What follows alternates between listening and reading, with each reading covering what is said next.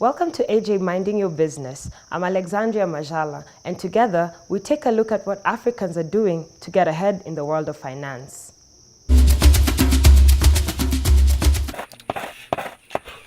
Today, we'll start by looking at what every single family is concerned with, the cost of putting food on their table. What does your dinner cost? We'll finish in Kenya, where great minds are taking small problems and coming up with big solutions.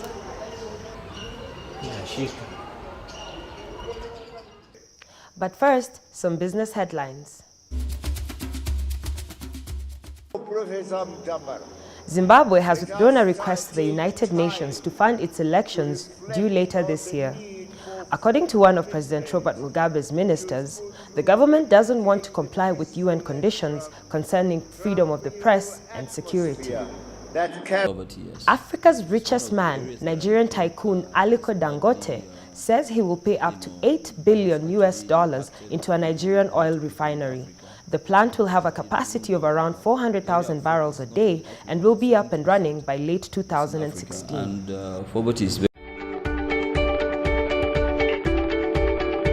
Africa saved Sab Miller's fourth quarter as sales beat estimates. Unlike in South America, where the brewers' end of the year was disappointing. Our continent's beer drinkers consumed 9% more than the previous quarter. Cheers!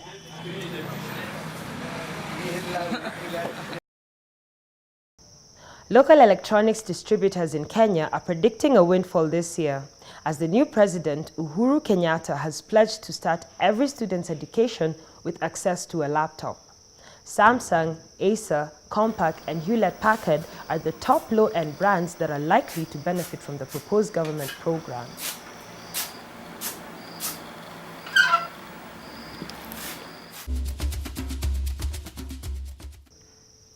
And now to today's focus, food prices in Africa.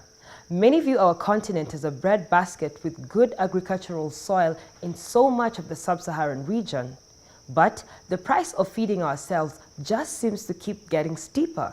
Let's take a closer look at this vital issue. 50 years ago, Africa was an exporter of food. There is no reason why Africa should not be feeding itself and exporting food again.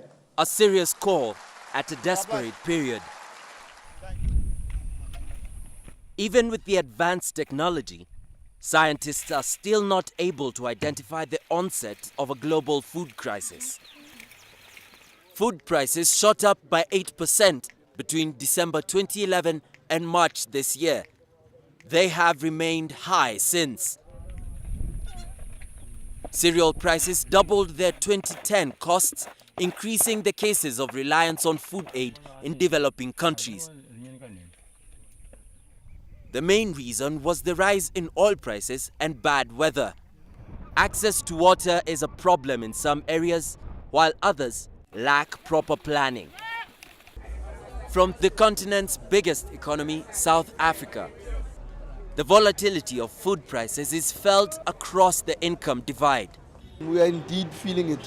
We are feeling it in our pockets. We're feeling it in our grocery cupboards. We have to cut on certain necessities, not only on luxuries but also on necessities. So it's really affecting us. But not all people are in despair.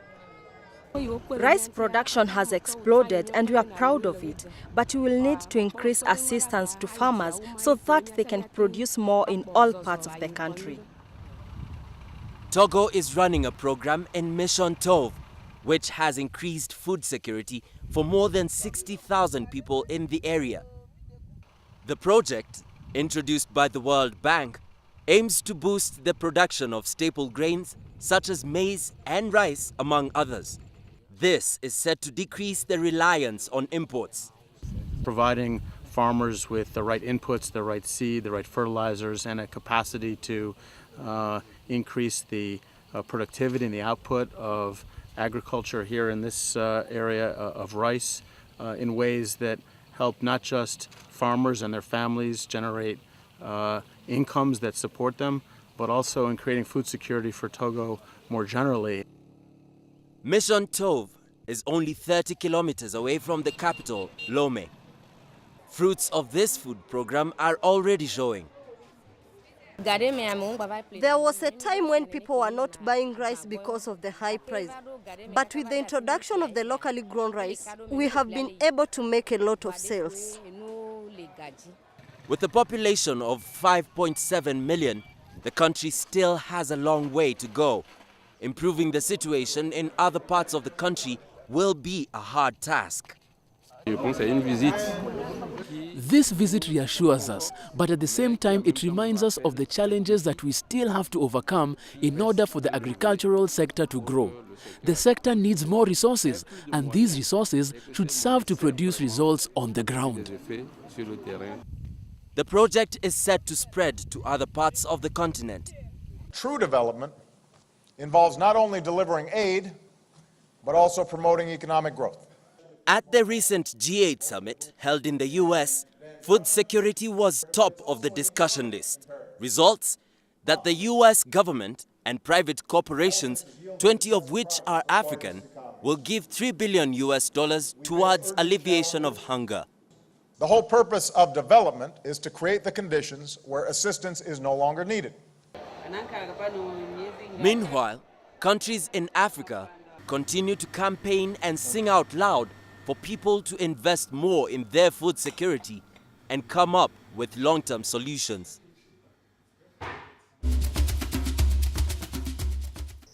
This week, I visited with Kariuki and Rose Gishira, an Nairobi couple who have had to make some cutbacks in their small family's expenses in order to deal with the rising cost of their meals.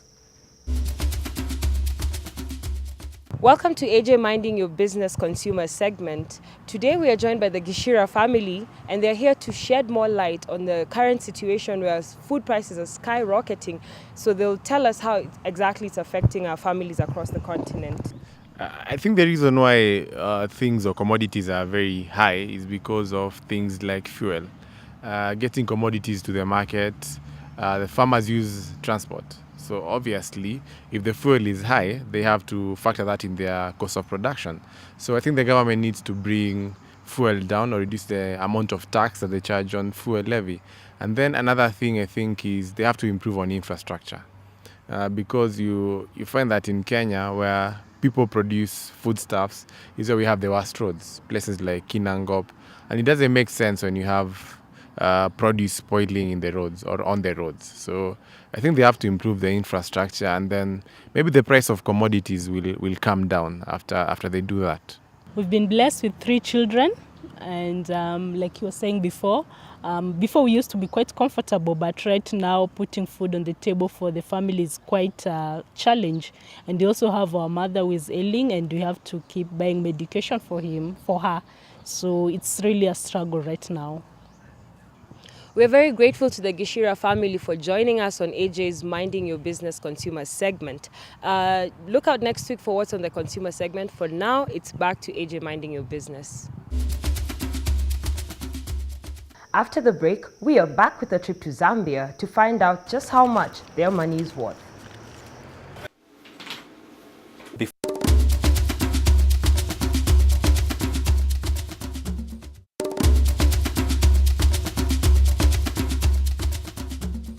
Welcome back to AJ Minding Your Business. Shortly after taking office, Malawi President Joyce Banda was faced with some tough challenges.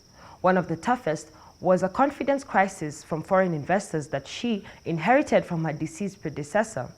She devalued the Malawi currency and improved the situation. Next door, in Zambia, a similar situation occurred. We take a look at how Zambians handle the change.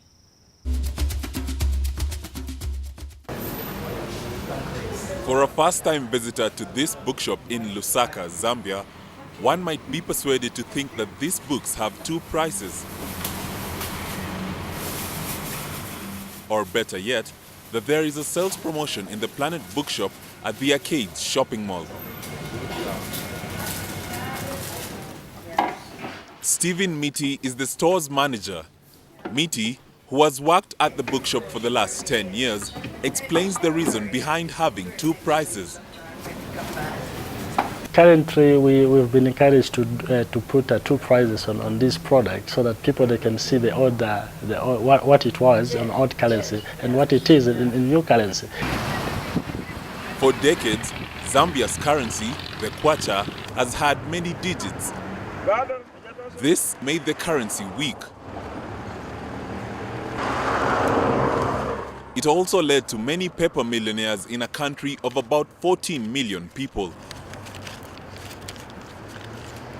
Due to the kwacha's inefficiency, the government in 2003 opted to rebase. Currency rebasing involves the dividing of a currency unit by some denominator and adapting that rebased currency to every amount expressed in both notes and coins. The kwacha's reappraisal exercise entails dividing it by 1,000.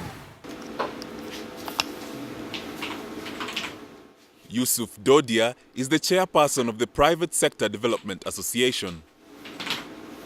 Before the rebasing exercise, we were talking of 5,000 kwacha to $1, but then it was difficult to relate our currency to the pound or to the South African rand or the Kenyan shilling.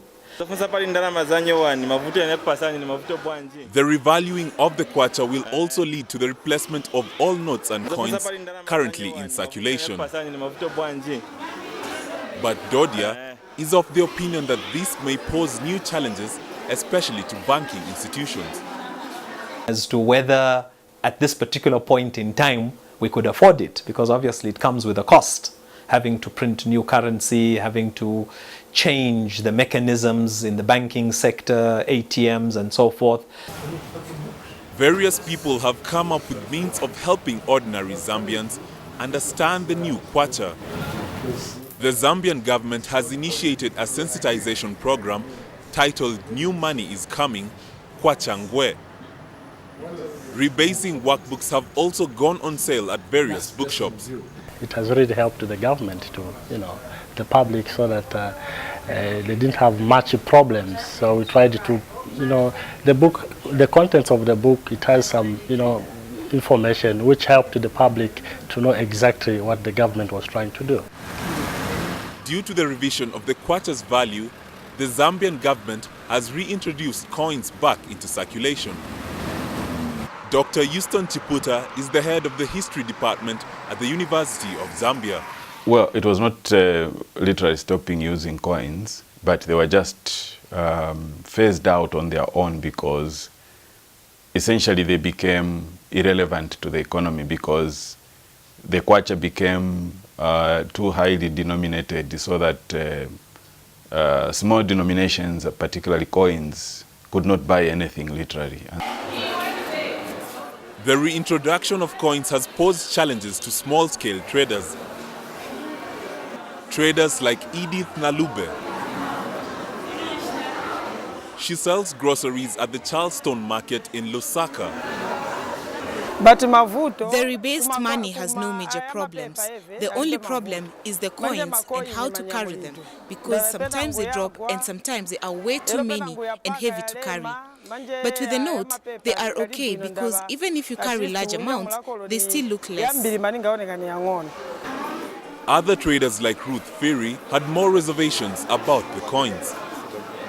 It will be better if they change the coins. It's good the way they allocated the kwacha notes. They are much better. But the coins are giving us problems. The Ingwe coins, when you are giving your child, the child will grab it and might swallow. Then we start rushing to the hospital. Even though many Zambians may not have heard of the word rebasing before, for people like Ruth Ferry and Edith Mukaka, they are getting to understand it one day at a time.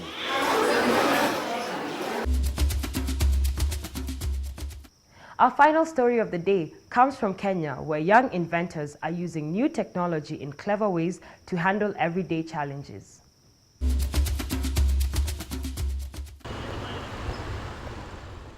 These Kenyans may not know it yet, but they may soon be taking strides towards advancing technology. Elijah Kupata, who has a degree in engineering from Mount Kenya University, came up with the idea of beefing up security in people's homes after thugs broke into a friend's house and brutally killed him. He designed a security gadget that would alert homeowners about a break-in or fire through the mobile phone. So regardless of the distance, you shall receive a live video on your mobile phone. To boost his ambitions, he was awarded $1,000 by the Kenyan National Council of Science and Technology. Later, they gave him an additional $37,500 to commercialize the prototype. Mostly we want ideas that will have an impact to the society. Also interested in technology is Silas Kagode. Direct it to Google Maps, then we hide it inside the vehicle. To him, tools such as spanners, drills and wires are his best friend. They've led him to invent a car tracking device that can stop a car while in motion. For you to get the location of the vehicle, you call the number. It calls twice, and then it cuts off by itself automatically. Within 5 and 10 seconds, it's analyzing with the satellite and then sends an SMS back to your phone. The SMS will include the speed of the vehicle if it was moving, the time and date, and a Google Map link. According to Silas, his inspiration came from student inventors such as Mark Zuckerberg, founder of Facebook, and Larry Page and Sergey Brin, who invented Google. The government body has funded a number of innovators who have proved that their projects are workable, thus inspiring the youth. It is very important that we appreciate homegrown, the brains that we have. My opinion has always been we need to embrace technology. We need to look at the innovation. This is the only way Kenya is going to transform from the way it is to a knowledge-based economy. So we need to harness and we need to support the innovators. Anthony Mutua has conceptualized a way to charge your mobile phone without the use of a conventional electric current. The 24-year-old engineering graduate has designed a rudimentary but effective charging device which is fitted into everyday walking shoes. Initially, I was using cable to generate electricity from the sun. So I saw that actually is inconvenient. When I was working with Christoph, my diploma project, I realized that by bending it or by any strain of pressure, it's able to generate electricity. The development of the prototype drew interest and funding from Kenya's government. It has proven to be an effective and useful gadget in a country where the electricity supply is intermittent, but communication sales are steady. As you walk, you recharge. When you stand, it cannot work well when we stand. Mutua's invention and business venture has allowed him to employ 50 people. He brings shoes to me for washing and pays my dues. I'm thankful to him. The cost of modifying a customer's shoe to host the apparatus is rather steep, $46. That's no small change to most Africans. But still, Mutua is stepping up the sales. Kenya is doing about 0.48% of the GDP in supporting science, technology, innovation. The target is at least 1% of the GDP to be allocated in the sector of science, technology, and innovation. And I'm sure if we can be able to do that, then we can leapfrog. We can be able to catch up with some of the countries, and not just in Africa, but in the entire world. He has already sold more than 100 units since commercializing the prototype a few weeks ago.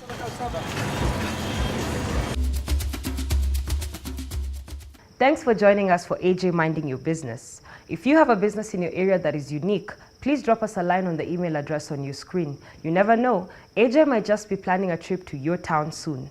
Next week, we'll look at how some companies are tackling the cost of air travel and trying to get us all off the ground. This is Alexandria Majala, and from all of us at Minding Your Business, we hope you have a profitable week.